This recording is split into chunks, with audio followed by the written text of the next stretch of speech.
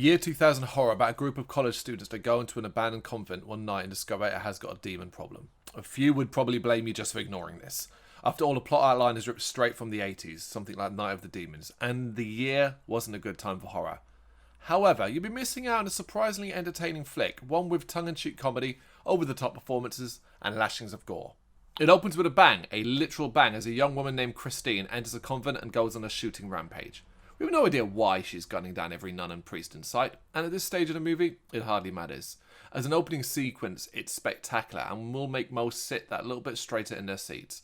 It ends with her setting fire to the place and leaving. Many years later, the now abandoned convent is said to be haunted, so it's attracted the attention of sororities and fraternities. They let nothing better than to break in and vandalise the place. This is where our walking stereotypes come in. Now, normally these would be a criticism of the movie, but a really competent cast turned them all into likeable characters.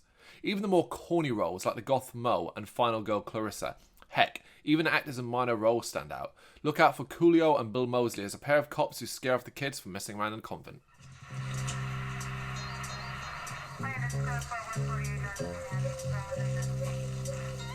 Well, let me guess.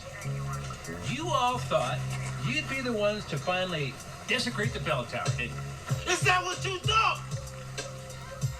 No, we were just... Who said you could talk, white boy? I thought that... Shut up! I want to hear another word from you, little punk. Well, all but Mo, who stayed behind and gets kidnapped by a group of wannabe Satanists. Led by Soul, they plan to sacrifice her to summon Satan, but it turns out they're not very good at it.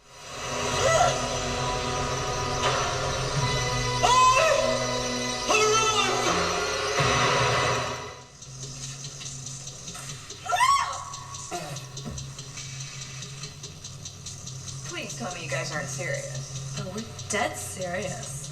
You white trash posers don't actually think you're gonna accomplish anything by killing me, do you?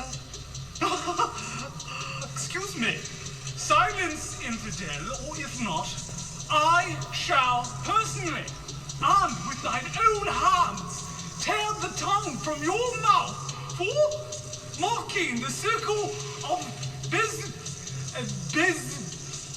the 13th Coven.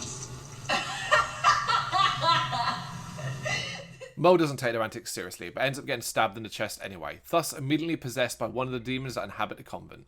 She transforms into a demon and starts to kill the Satanists, each one who dies being transformed into a demon also. Meanwhile, the rest of the college kid group realise they need to go back, not to help Mo, but because they left a huge stash of drugs inside. Once back in though, they find themselves trapped and being hunted by the demons that now roam the halls.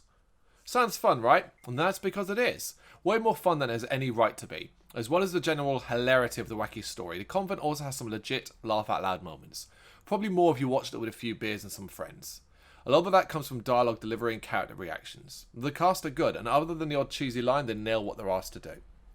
Then we have the gore.